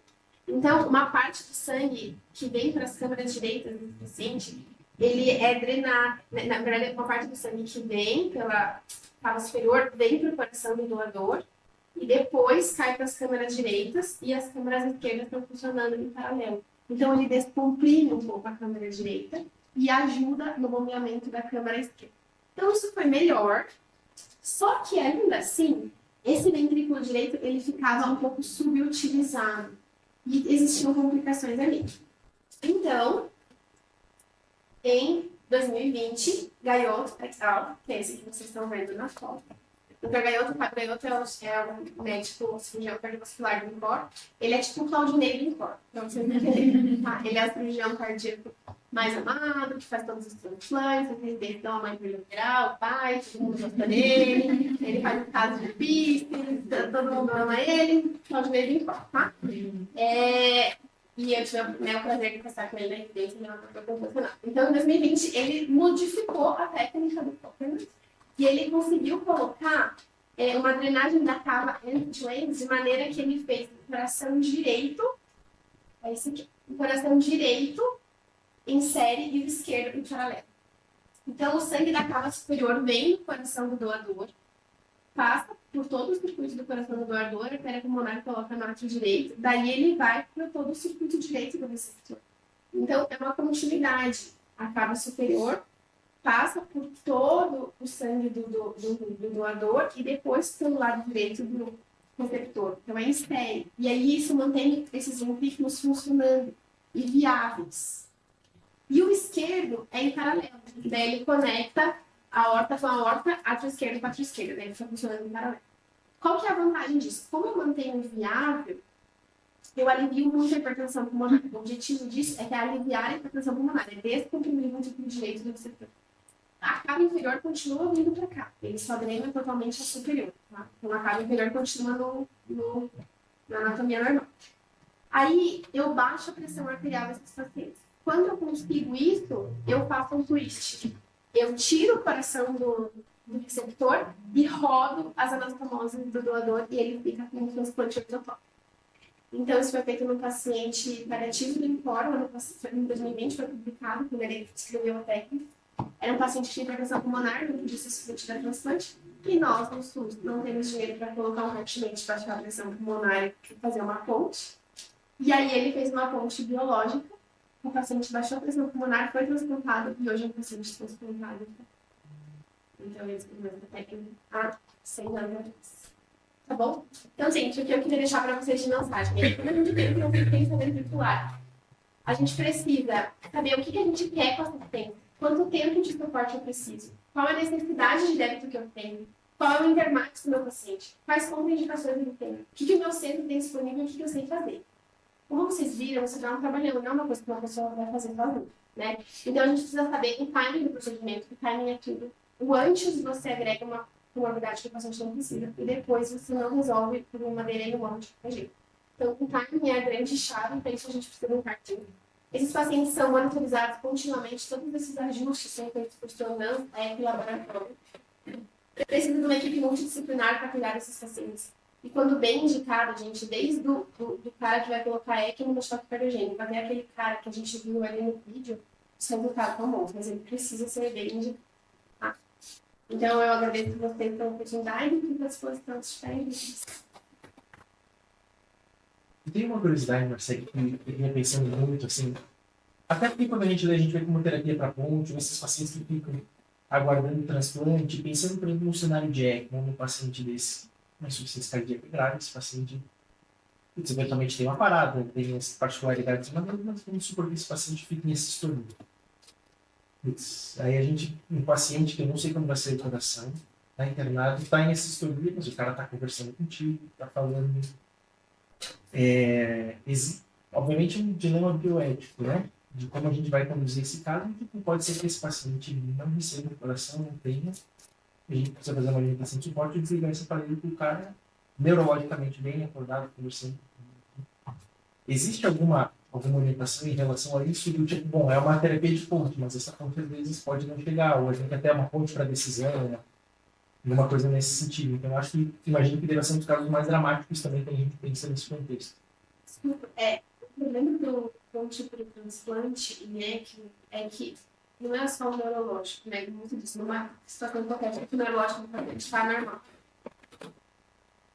A permanência a longo prazo no ECMO vai deteriorando condições clínicas, né? Ele vai ficando inflamado, só no PCR, começa a hemolizar, começa a transfundir, começa a hemolizar, aí começa a ficar plaquetopênico, vai desprender a termina, aí vai indo, né? Então, às vezes, chega num ponto que o transplante não é mais possível de resgatar. Por outro lado, só o fato da sistolia, só a sistolia, não seria suficiente se ele está com tipo laboratório bom, um método bom, porque aquele coração parado, ok, vou trocar contigo. Né? Se organicamente, rim, fígado, coagulação, tá tudo bom, ok. O problema é que ele não vai aguentar muitos dias nesse tudo bom, né? Ele vai levar muito, vai curar. O que a gente poderia fazer com os pacientes é oferecer para ele uma ponte que desse condições dele esperar mais tempo esse coração, que daí seria o centro. Então, daí, por exemplo, se for só esquerda, o centro esquerda, se for ventricular, o centro existe esse switch. Você leva o paciente para o centro cirúrgico em ECMO, abre, coloca o centro e tira o ECMO. E aí ele vai ficar 3 meses. Na mesma situação, sem inflamar, com menos hemólise, com mais complicações. Só uma ideia de custo, assim, o Centimag era muito caro antigamente, mas no implante desse dispositivo, eu conversei com a representante da Abbott, que mencionou o nome do Centimag e não comigo. Aí agora precisamos checar essa reclamação, talvez. Mas o que ela me disse é que o custo de um Centimag hoje gira em torno de 30 mil. Então, assim, não é tão distante do que a gente via do ECMO. Não é, talvez, impagável para alguma família. Talvez o convênio aceite o switch como ponto de transplante. Então, às vezes, a gente não precisa ficar necessariamente assistindo a deterioração em ECMO. A gente pode migrar ele para o nosso suporte de média em permanências. Acho que eu faria isso, assim, neurologicamente.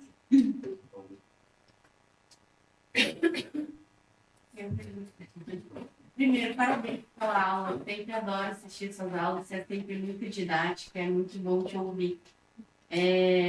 Então, assim, em relação aos dispositivos de curta permanência, o nome já fala, curta permanência, né? Mas a gente viu ali na época do Covid, ECMO venosa ser usado por um tempo muito estendido, né? Se existe em literatura algum tempo determinado, ou se, acho que lá no Core, enfim, guia, por exemplo, esses pacientes ficam, né, meses, né, com guia. Se a gente... A realidade em São Paulo, no transplante é muito diferente da realidade do Paraná. Por exemplo, quem são os pacientes que a gente transplanta na Santa Casa, mesmo no...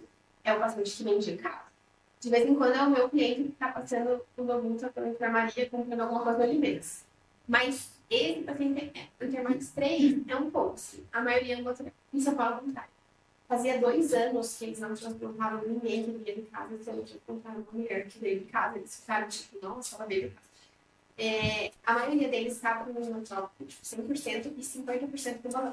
Só que em São Paulo, mesmo com o balão, demora meses. Quando muito demora quase um ano. Então fica muito longo. Então o que eles fazem? Eles deixam o doente no UTI com balão e ficam fazendo rodízio de sítio. Então eles fazem, tipo, 1 mês de balão na perna direita, 1 mês de balão na perna esquerda, 1 mês de balão na axilar, 1 mês de balão na outra axilar. E aí o paciente fica rodízio dentro do sítio. Eu testemunhei paciente 6 meses com balão esperando por estar na UTI que transplantou num estado nutricional muito ruim, um estado de catexia, fragilidade, assim, o paciente sobreviveu, saiu tudo, para você ter uma ideia da complicação disso. Quando ele foi fazer xixi, já na enfermaria, depois de ter feito o transporte, ele meio que caiu no vaso sanitário, mas não caiu no banheiro, ele tipo, caiu sentado assim, em cima do vaso.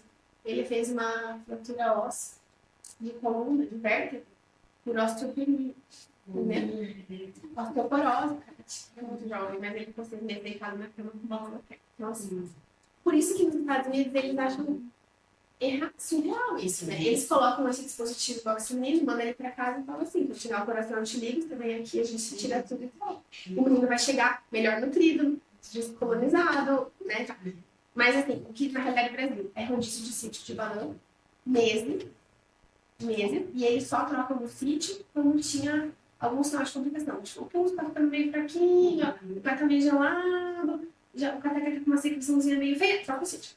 Aí troca E ECMO também. ECMO daí troca a membrana, aí para os circuitos, troca a membrana, volta o circuito. E quando a membrana falha, né? Daí tem paciente, assim, acho que o mais longo que eu vi era entre 20 e 30 dias, 20 e poucos dias, assim, uma membrana muito. E resultado, daí não importa, é muito. De transplante ECMO em geral é muito. Né? Alguns tempos optam por não fazer. E em relação ao HeartMate, desculpa aí também tivendo na perguntar. A gente quase, eu não vi, né, na verdade, nesse especial, onde estamos pacientes?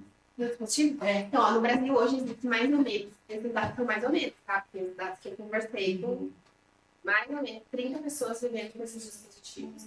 Elas estão majoritariamente em São Paulo e Rio. Tem entre 6 e 8 pessoas em Porto Alegre e algumas em Brasília. No Paraná e Santa Catarina não tem ninguém, essa é a primeira paciente. Norte e Nordeste. Centro-Oeste, Brasília, daí. Então, no Brasil tem muita gente, mas fora do Brasil, é muito. Quando eu terminei a residência de centro de expansão, eu fui para Nova York, ficar no sangue de HeartMate. E eu lembro que eles faziam o 2, né? Não tinha o 2 ainda. Como se fosse um marca-passo. Assim, tipo, chegou um, daí vinha a pessoa receber o plantão, não sei o quê. Aí passava 2 anos, chegou outro. Daí, daí chegou a receber o plantão. Ah, vai chegar um daqui a pouco. Gente, como assim? Os planos de saúde pagam, né? Então, tipo, eles colocam como marca-passo, como assim, incidente, prudente. É um negócio habitual. A UTI que eu fiquei fazendo era só de conta. Tipo, não recebia outros pacientes. Tipo, todos os leitos eram meus. E tem um anestesista, um cardiologista, um intensivista e um também de plantão para fazer cuidado integrado. E a enfermeira do BED é tipo residente formada, assim, né? A enfermeira do BED era uma máquina, assim. Ela fazia tudo. As drogas, ela passava pro plantonista, assim, nível de cuidado muito além do enfermagem padrão. Então, eles têm até um piso especializado para isso. Eu falei com o Leonardo Molinari, sabe o Leonardo Molinari? O Leonardo foi um centro em Miami e ele disse que o ano passado eles fizeram 60. Né? 10. Inclusive em criança, 10 pediátrico. Então, a gente está muito atrás ainda, mas eu acho que a gente tem que começar. Essa paciente é nosso primeiro caso do estágio. Se Deus quiser, teremos outros. E quem sabe a gente tem um centro. Um pouco tempo, né? Um orientador. A gente tem interesse em fazer isso no sul. Vamos ver, né? Mas o privado poderia fazer em qualquer hospital, por exemplo.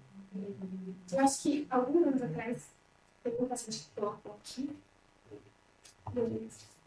Mas não foi tão legal. Mas agora com esses novos dispositivos, né? Já. Esse meu dúvida é meio idiota. Aí você coordena o aparelho ali para ele dar débito cardíaco, né? Digamos. E daí, por exemplo, vai paciente igual aquilo lá, vou correr, ele ajusta ele o débito cardíaco que ele quer. Não, sim, não, o aparelho só ajusta. Ah, isso é auto-ajusta? Porque você não ajusta o débito, você ajusta a rotação. Aham. Que indiretamente vai gerar mais movimento. Mas nesse ajuste, ele tem algumas premissas. Então, você tem que deixar o ajuste de um jeito que ele aspire o ventrículo esquerdo sem aspirar demais. Se aspirar demais, ele colapa. O ventrículo esquerdo rechaça o septo e estufa o bebê. Então, uma das premissas básicas de ajuste de rotação é septo alinhado. Para existir um balanço equiparado entre as duas câmeras.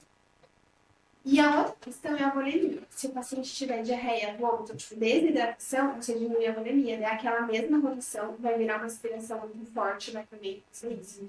Por outro lado, se você aspirar menos, o ventrículo esquerdo estufa, o septo desvia para a direita, o bebê fica muito pequeno, ele não dá o débito suficiente. Então, o ajuste de rotação para adequar o débito é feito por eco.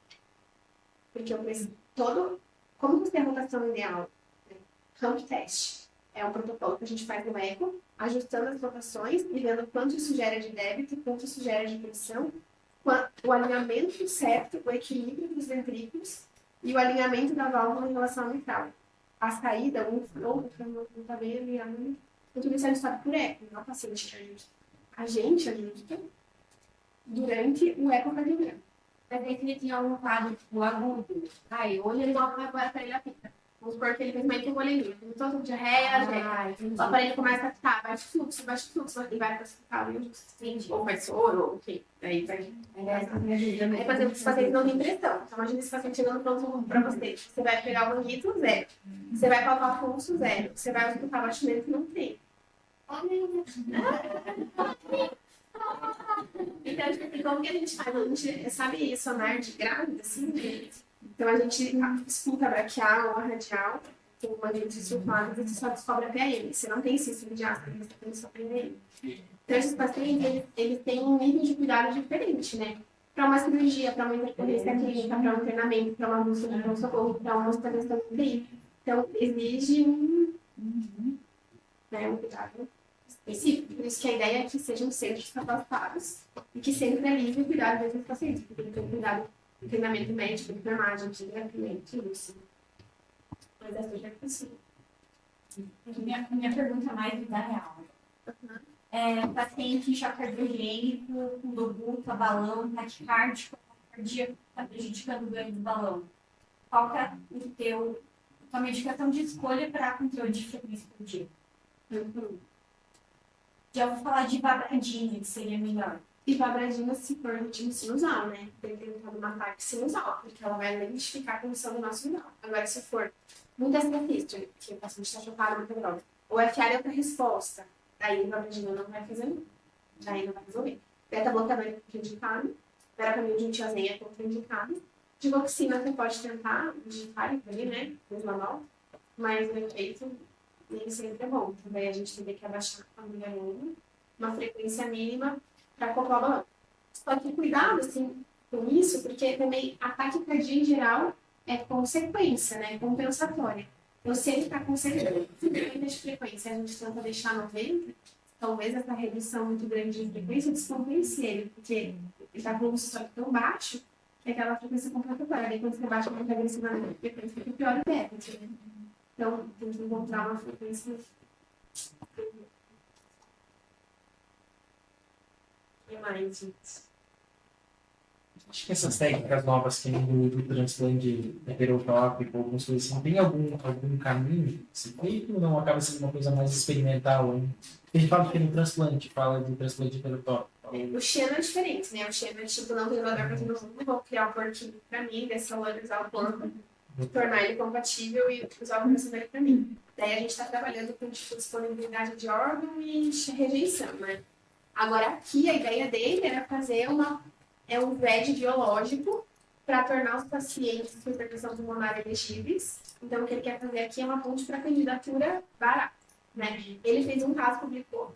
Existem outros casos, eu acho que vão ser feitos, mas a experiência é muito pequena e é exclusiva Ele faz o transplante com aquele coração e depois substitui o coração doente pelo coração que já está Que já tá é um twist. Ele faz a anastomose, o paciente fica assim, aí vai fazendo cate direito, vai acompanhando se a questão da veia pulmonar está baixando, barará. A hora que você entende que o paciente tornou elegível, você faz o twist, ó. Você pega o coração do doador lá fora, e você pega esse coração roda e faz a anastomose. Por isso que você precisa manter esse coração bom. Tipo, você vai usar ele depois. Que é o que a técnica anterior não fez. Ele deixava esse coração com o ventículo direito meio inutilizado, aí você não conseguia usar ele. Então, a adaptação que o Beote fez foi para tornar esse ventículo direito e esquerdo funcionantes, ativos, sem tombo, batendo, para depois eu consiga fazer o twist e aproveitar esse coração como um transplante corporal.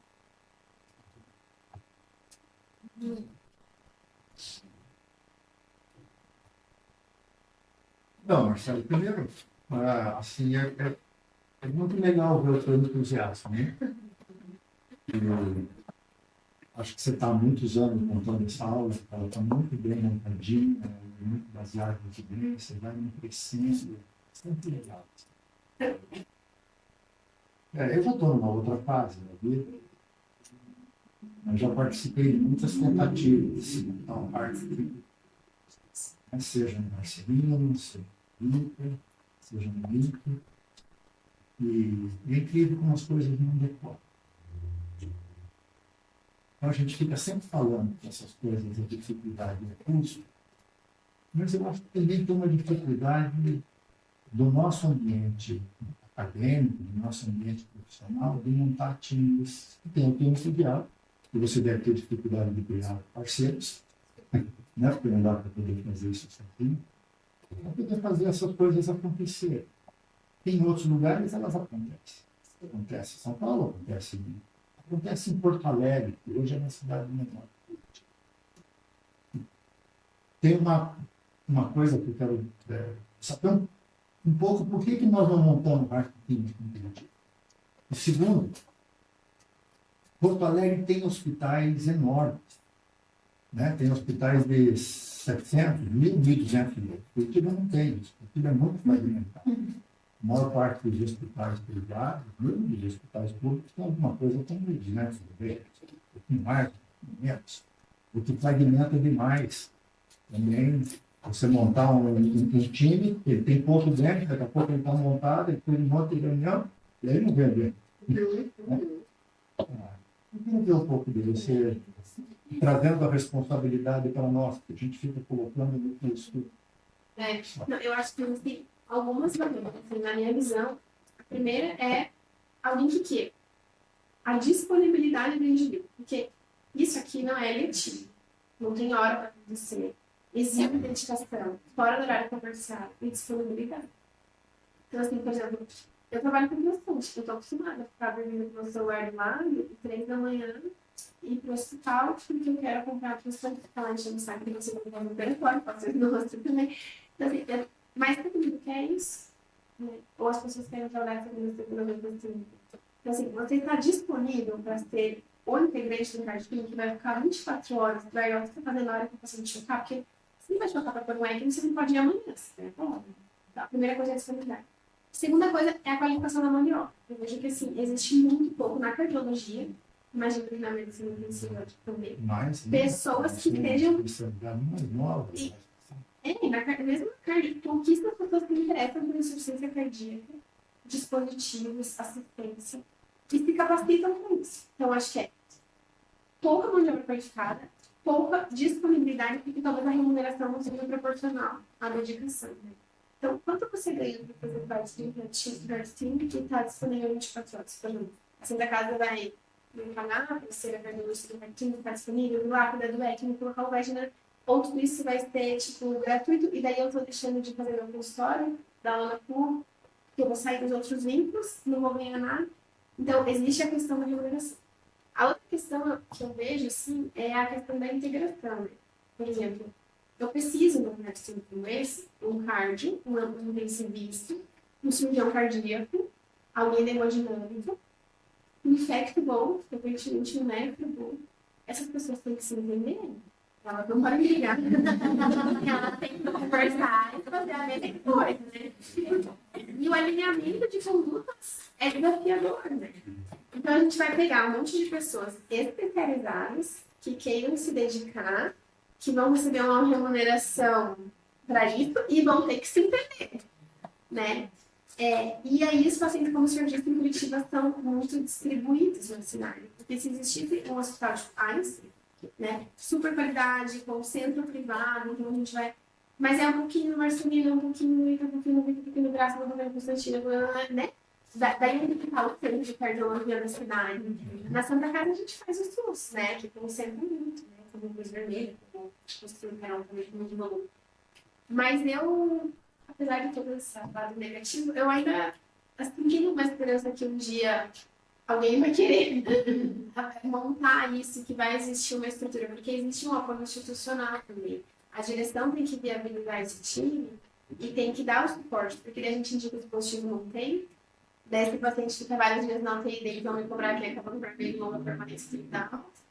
Daí eu preciso ter o cirurgião para transplantar na hora que for, o paciente tem assistência, ele não pode ligar o transplante na praia e falar que eu vou aceitar essa semana. Então, precisa de um suporte grande. Significa que se viesse o dinheiro, a gente não teria condições de fazer. Se a gente se organizasse e conseguisse o dinheiro, eu acho que o interesse e o conhecimento seriam construídos. Porque eu acho que quando o Chico começa a fazer, entusiasma as pessoas. Não é possível que ninguém se entusiasmou com cartilete. A gente fala que alguém de vocês vai chorar. Então, se isso está acontecendo no hospital, se você está vendo esse cara no ambulatório, se o meu residente está acompanhando esse cara na enfermaria, não é possível que ninguém vai decidir fazer isso aqui. Tipo, alguém vai se empolgar como eu um dia, que muito menos, né? Nem 3 dias, me envolvendo assim. Então, eu acho que a empolgação, ela vem e a pessoa não sabe não é o problema. Porque a gente ensina, a gente treina, a gente se capacita, a gente vai para fora, a gente vai para o resto, a gente vai para... Eu acho que o dinheiro e a organização. A organização traz o dinheiro, né? Você começa a gerar um movimento, começa a investimento, começa a gerar serviço. Muitas vezes a luta vai no PROD, né? O PROD exige que você... Mas quando eu HC de Porto Alegre... Se tiver resultados iniciais, ninguém vai investir. Então, assim, o HC de Porto Alegre é SUS. Eles não têm eles. HC. Dinheiro federal. Será que eu posso pedir isso na Santa Casa? Que é muito difícil eu conseguir a liberação dos CIMAS. Tipo, eu vou pedir 30 mil, eu não consigo remédio para 5, né? Então, assim, mas... No finalzinho do governo militar, o Hospital das Clínicas de Porto Alegre conseguiu financiamento direto para os outros hospitais universitários, e o hospital universitário que eles não conseguiu. Isso foi estrondoso para eles, porque eles não têm que dar participação para ninguém na cidade e no estado. Tem direito de dinheiro federal direto. E o HC de Porto Alegre é muito alto nível de qualidade do centro. Muito. Talvez o segundo melhor centro do centro. Então, se alguém de vocês tiver interesse, eu já pensei em escrever um projeto. Nós estamos em ano eleitoral, não é mesmo? Não é mesmo? Né? É por isso que dinheiro. A medicina intensiva não pode liderar isso. Quem tem que ser líder desse processo tem que ser a cardiologia. Mas nós estamos totalmente à disposição para poder participar. Eu acho que se a gente juntasse, de repente, por exemplo, o Claudinho é maluco, ele gosta dessas coisas, né? Então, é uma dinâmica, tem que achar, se a gente conseguisse juntar pessoas interessadas que escrevam o projeto e se disponibilizem a isso, eu acho que a Santa Casa até ajudaria no sentido de conseguir um fomento, né? Seja com político, seja com emenda, seja com outro ponto de financiamento, né? E aí, tendo um caso legal, 2, 3, 4, você abre margem para conversar com a Secretaria de Saúde, para chamar o governo do Estado e assim as coisas começam. Mas a gente precisa... Está nas suas mãos. Eu não tenho bebê de 1 ano. Também. Não, ninguém está pedindo que você abandonar. Mas a gente pode escrever se você não quer. Valeu. Gente, Marcelo, mais uma vez, muito obrigado pela tua disponibilidade. Né? Todo mundo falou um pouquinho de como é bom ouvir você falar e trazer isso pra gente com tanta naturalidade, com tanto entusiasmo, isso realmente empolga, não tem quem não se empolga. Quando ouve alguém falando do que gosta e do que faz muito bem todo dia. Muito obrigado mais uma vez e uma salva de palmas, tá?